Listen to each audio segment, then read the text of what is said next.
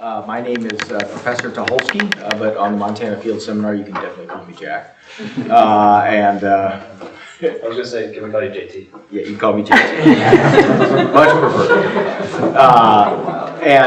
So thank you all for coming. We're going to break this down into 3 parts and probably get you out of here in a half an hour. I'm going to talk a little bit about the development of this class and some of the details. Courtney, who is our extraordinary anchor here in the ELC, who handles the logistics, will talk a little bit about how she deals with things and a little bit about the timing and so forth. And then Lindsay, who is the smartest person in Con Law 1 who's never said a thing. She's an MELP student who is actually auditing the Con Law class, so some of you might have seen her in there. But she's also was on the program last year, and she's going to talk, and I'm going to leave, and she can say whatever she wants. I will. And I know she will. But Lindsay was in the program last year. She also has a huge amount of outdoor experience and can, I think, be able to relate to kind of how it was day to day, what are reasonable expectations, and really the lid is off in terms of, I want you to ask anything, and she will give you candid answers. Because I think one of my biggest concern is having people sign up for the course and not understanding what it's about. And the program is in its 6th or 7th year. At least. Mm-hmm. Yeah, maybe 8th or 9th. Yeah. Kind of lose track. So it's been going on for a while, and it's evolved from what was first just a program where people came to Missoula, Montana, and we took day trips. To a program now where we're out Monday through Thursday, both weeks in the field, and that's where it should be. So the program is based in Missoula, Montana, which is by some measures the most wonderful place in the world, and it's something that is run along the lines of the summer program.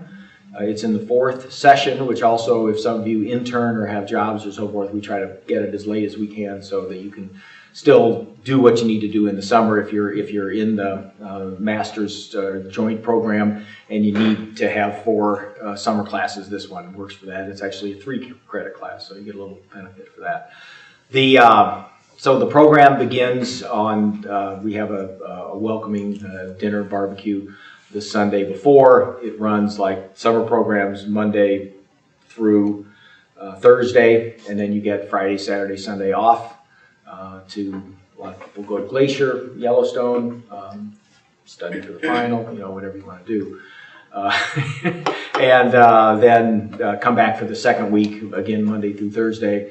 We spend the first week in the Great Bend area, which is straddles the Montana-Idaho border. It's a pretty unknown, very beautiful, remote area that I think I've been going in there for 9 years, and I've seen one other human being in there. So it's a pretty cool place in that regard. And then the second week is in the Selway Bitterroot Wilderness area, which is a more popular, better known, it's a federally designated wilderness area. Both are in national forests.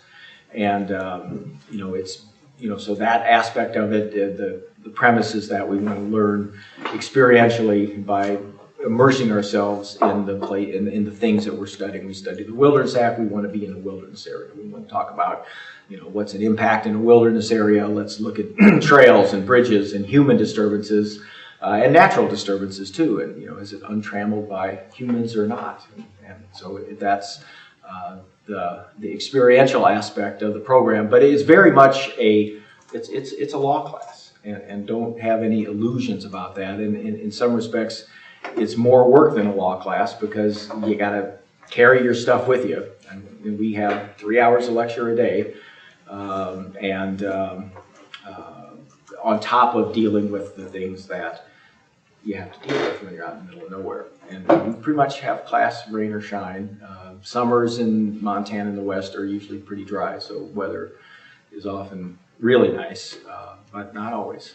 So the academic focus of the class is public land management with a major focus on the Forest Service. And we do really in-depth looks at the history of management of public lands, how the national forests are managed at many different levels. We look in depth at National Environmental Policy Act, Endangered Species Act, National Forest Management Act. That's kind of the academic structure. And we do a fair bit of science and policy as well. I have a couple of lectures by the Forest Service's regional ecologist who's spent almost a 4-year career with the agency. And he gives not only a really important scientific perspective, especially about climate change and the different roles the Forest Service is taking on, but can also tell a story from a lifetime of service in the agency, and that's an important perspective. That's kind of the policy aspect of it that I think is also critical too. So the simple structure of the class on a day-to-day basis is, well, we hike in the first day. We set up kind of a base camp, and we get up pretty early in the morning, have class for a couple hours, and then go on an adventure. And that's optional, but usually everyone comes. But you definitely don't have to. And we'll go climb a peak or scramble up to a ridgetop somewhere, hike up to an alpine lake. There's fishing opportunities. We have a very secret crystal hunting place that we go to and do some mining on public lands, which is okay. So we'll do that, and we'll come back to camp and have usually another hour or hour and a half of class, sometimes after dinner, depends on timing and stuff. But it's busy, it's full, and the expectation if you come is that you really commit to it, and it's not like summer classes here where you go to class for a couple, 3 hours and then go hang out on the river and hang out with your friends. I mean, you're busy from early in the morning until sometimes classes go as late as 9 o'clock at night. So I mean, that's part of the expectation. And I think just a couple more points in closing here would be there is a requirement that you have some legitimate backpacking experience. And by that, I don't mean that you have been camping. And for years, I had students say that they had backpacking experience or outdoor experience, but it was camping. Like drive your car into a campground somewhere and go for a hike. And, I've opened and I've had a couple of students that didn't have the experience, but generally, this is not we're not going to teach you wilderness travel and map reading and all those things. There's an expectation that you'll come with some genuine experience, and it just makes for a better program because people, are ready to go, and they've been out, they understand, dealing with weather, all the different things you can do to appreciate the experience and enhance it. So that's on the application form, and that's a high expectation, and you might get some phone calls from me kind of pressing you a little bit to see what's going on. Physical fitness levels, it's no how fast can you run a mile kind of a thing, but you're expected to be reasonably capable. I can't take people that have potentially significant medical issues. I just am not prepared to deal with that. And again, that's a question that's on the application and so forth. So it's a competitive application process. Nothing to do with GPA. I don't care about that. We'll give a little preference to third years over second years only because this is their only opportunity. But even then, that's usually not a defining characteristic. There are the distance learning program now contributes a few students and so forth. So, the things that I look for in the application are, number one, a genuine interest in natural resource, environmental law, public lands management. Those kinds of things are important. And number two, I don't have a formal prerequisite requirement, but you will do much better in the class if you have either taken natural resources or environmental law or have had some experience and exposure in those areas. it's not a formal prerequisite, but those are the kinds of things. And then the third thing that I look for is, the kinds of experiences that you have, whether you went to, Knowles or, family camping since you were 3 or hike, half the AT last year, whatever. Then there's a place on the application and that's a place where you kind of want to put your best foot forward in that capacity as well. So I'll take a few questions here. If you have any. And one more thing, we want you, if you come, we really want you to come. And the biggest problem that I have had with the class is people say, oh God, this is great, this is so cool, sign up for it, they're admitted, and then like 2 weeks before it's like, it's really expensive to fly out to Montana.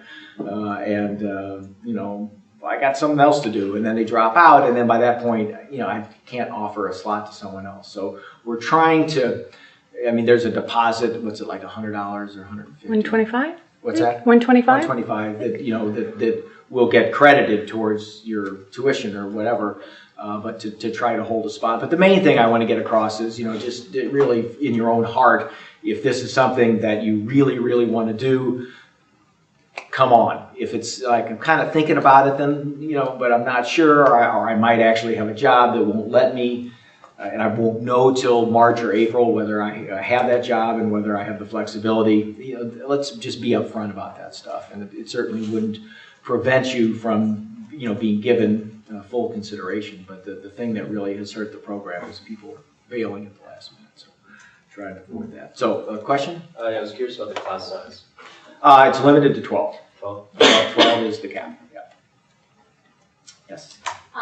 Because I know there's no prerequisites, but you said, especially for 1Ls, do you think it's more beneficial to be applying this year, or do you think you'd get more out of the program if you did it after your second year? No, I think I would apply just because, if in your own planning,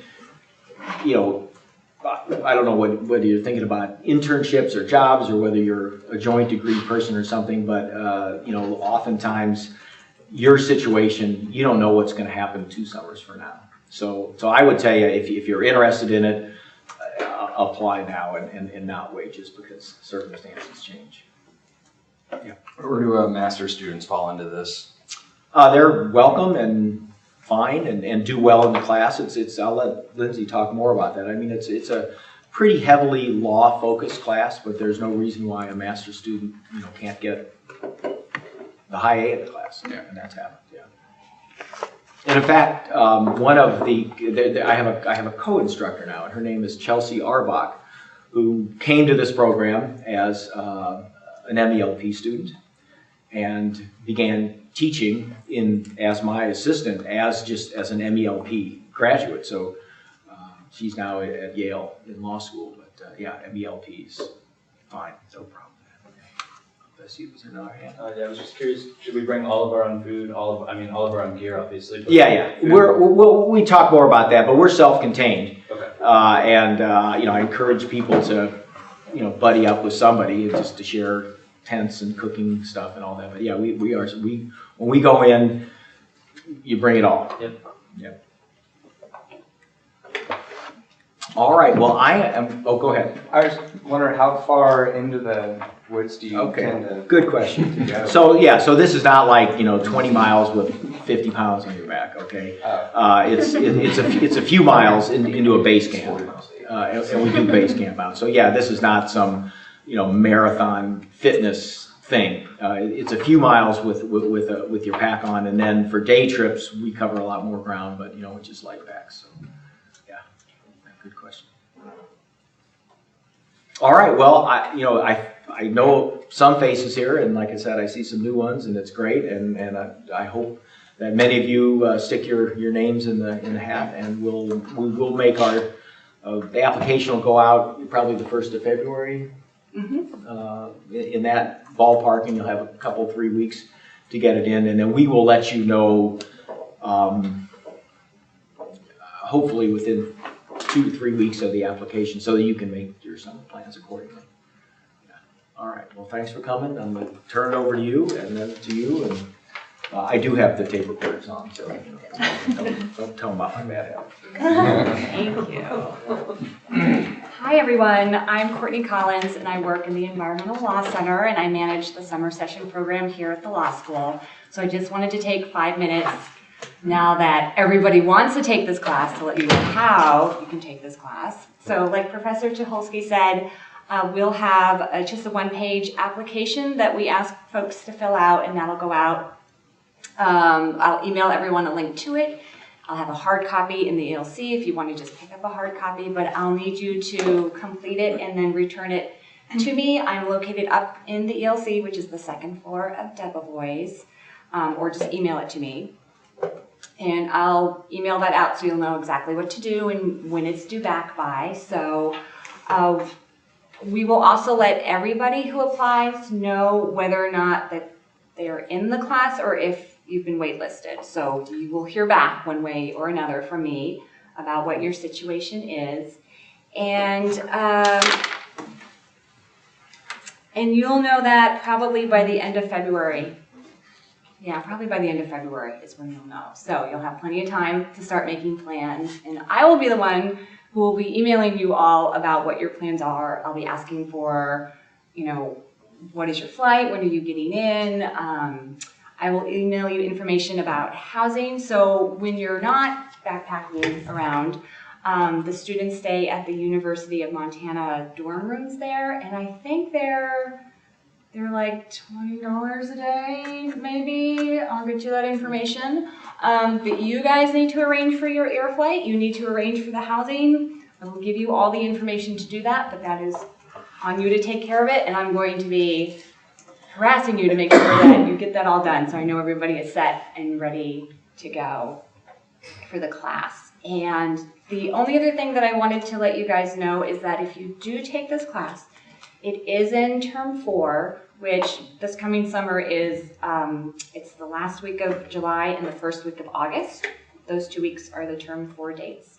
And if you take this class, there's only, next summer, because it's a different schedule, there's only one Fridays only class that you can take. Normally, if you take this class, you can't take one of the Friday term classes because the Friday classes go all the way through the summer, all the way through term 4, but you're not going to be here in term 4. Now, there's one class that is only taking place on Fridays at the start of the summer in June, and you guys will get the schedule when it comes out, but it's the Advanced Dispute Resolution Writing Seminar. So if you are inclined to take a Friday class, that is the only one that you can take. Otherwise, you gotta commit to this class in term 4, and that includes the Fridays off campus. So I think Professor Tuholske said that it's helpful to arrive the Saturday before class starts. And then when class ends on Thursday, 2 weeks in, you're free to do what you want at that point. You can go straight home. You can stick around if you want some more. I mean, your time is your own at that point. So you don't have to come back here at a certain time. You can go play if you want to play some more. So any logistical questions that I could answer? Yes. Do we have to stay in the dorms because I have a friend who lives in Missoula and could probably just stay with her. That is a great question. If you have friends or family in the area that you would rather stay with, that is not a problem. Okay. Just let me know so I know that you are not on the streets. Right. Yes. How much total is this normally? So Just a rough estimation. So the tuition is, if you're a master's or JD master student, it's part of your tuition for summer classes. And then the additional expenses, maybe Lindsay can talk about that in a second, but I will say that I think that you can request financial aid coverage for the extra expenses. I don't know, but Okay. I would assume that it could go under discretionary. I believe you can. So it'd be the plane ticket and... So it's a plane ticket and it's the Dorms. housing, which is the dorms, and it's food. And if you need to get any equipment, you'd have to pay for that. Although, as Professor Tuholske said, coordinating stuff is a really great idea so that you're not all bringing the same stove or something like that. We'll have a twin site set up, so once you guys are in the class, you can just coordinate that way with stuff. It works out really well. But I don't know how much the extra stuff comes to. Do you remember? I'm a weird case because I actually drove and I stayed with a friend. Because we're like straight JD, so how much is like the summer class to take? So I don't. Oh, We're so straight JD. So, I don't know what the tuition is per credit. I think it's posted. But they will post it, so then we'll be able to find out. All right. Okay, any other questions? So the final for the preceding term would be on the Saturday, and then this starts that Sunday evening? It depends on the class Yes. that you take in That term is 3. You know what? Yes. Can I drive there overnight and get there in time? Yeah, no, that's true. I mean, you do kind of have to think about what you're taking in term 3 and what that class's final is. Most of the classes in summer are take-home, so either take-home paper or take-home exam. There's sometimes a couple classes throughout the summer that are in class in person on that Saturday. So it's just a matter of looking at the class you want to take and seeing what the take-home arrangement is, or final arrangement is. Okay, and I'll turn it over. Okay, now fun stuff. Fun stuff. So I'm Lindsay, I'm a third semester MELP, so I got to do the course this summer, and we actually had a really great group, and it actually only ended up being 8 people because, as Professor Tuholske said, a lot of people backed out, and it was actually really nice. So even though maybe the school didn't get their money, we appreciated it. And so I guess the first thing that I want to stress is it's not a backpacking course. So as Professor Tuholske said, he's expecting you to come in and know how to take care of yourself in the backcountry. And that goes from like setting up your tent to cooking. I was actually pretty surprised. We were at the trailhead and he was like, okay, who has a med kit? And it's like, it's a hands-off course. Like if you want your own med kit, you got to bring it. So I guess that's just kind of emphasizing that whether you want to like practice, going out on a trip earlier and just making sure you're kind of got all your equipment lined up, or as he said, kind of pair up with other people.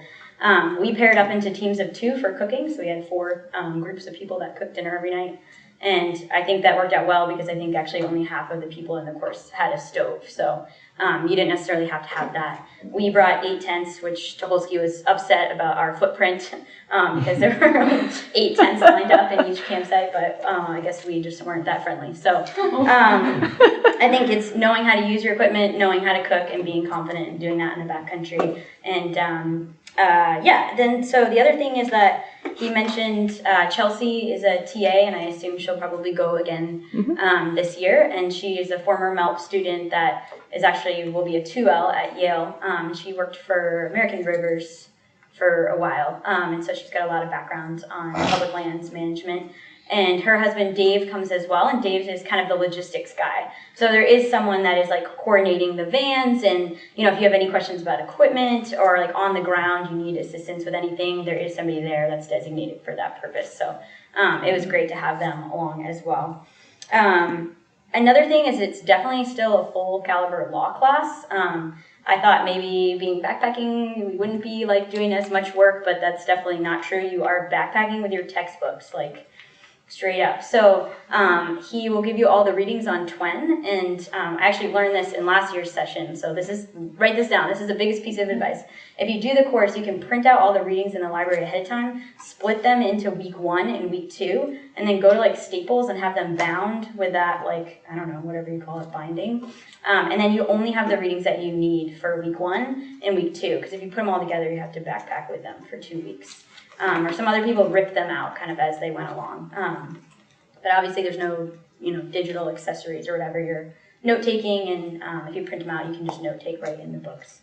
But so we had lecture in the morning, usually like 8 to 10 would be lecture. And then we'd go on that day hike, and that would be anywhere from, 6 to 9 miles. And that would be, there kind of be like spots of lecture along the way. Dave is a geologist, so he would give like a geology talk, and then we might actually talk specifically at the summit of something about what we're seeing, like all the logging roads, and talk about the roadless rules. So kind of as you go lecture, and then when you come back, there's usually downtime in the afternoon. Apparently most people swim. Our group was apparently too studious, and we used that time to study. And then we cooked dinner, and then there would be lecture after dinner every night. And usually a campfire, and partaking in some beverages. But unfortunately this year there was actually a fire ban because the whole West was on fire, which was another pertinent topic that we talked a lot about. But we couldn't have a campfire, but we could still have a beer at the end of the day with Tuholske, which is great. And I'll also say, kind of along those lines, this is a really great opportunity to form a pretty solid relationship with a professor. So for those of you that are in his con law class or just looking to kind of have a mentor here at VLS, I definitely recommend it in that vein. But then after dinner, I would be back in my tent with my headlamp on, briefing cases until midnight. So that's a little hard sometimes, but some previous students have told you to do the readings ahead of time. I don't really think that's that feasible, but if you can kind of skim them and know what you have coming up, I think that's pretty reasonable. And in terms of material, he said there's a lot of policy and a lot of science, so it's not, it's not just straight cases. It's not your typical assignments. There's a lot of papers from the Forest Service, or kind of a policy paper, or something from High Country News, or there's kind of a mixture of sources, so it's definitely interesting. It's not super boring. And then I guess, Tom, to your point, a lot of people recommend against taking a Term 3 course if you're doing this class. It is really hard to manage because you finish class on Thursday, you potentially have an exam on Saturday, although I actually didn't take a Term 3 class, and the one I skipped I found out was a take-home final, so maybe I could have worked that out. But then you're showing up in Montana and you need to be ready to go Sunday night and ready to backpack Monday morning. So to me that time was just like too much, so I decided not to take Term 3 to make sure I printed all the materials, had everything packed, and like I said, I actually drove out there, so I had to leave. I couldn't drive in less than 24 hours across the country, so one could, but it would be pretty hard. So I would recommend against taking Term 3 if you can, but obviously if you need the credits, that's kind of up to you.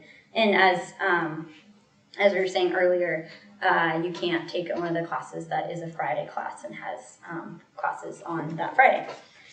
In terms of work in the field, you do have one presentation that you do the second week, and it's like a 15-minute presentation on a topic of interest to you, so it's pretty open. You can do whatever you want, but you do have to stand up and talk for 15 minutes. And he encourages you to add costume changes, song, favors, something interesting into your presentation. So a lot of kids were trying to grab stuff on Sunday night when we were back in town to prepare for their presentations, but because you're obviously in the backcountry, there's no expectation that you create this master PowerPoint and are ticking off really serious facts. So it's kind of a fun thing.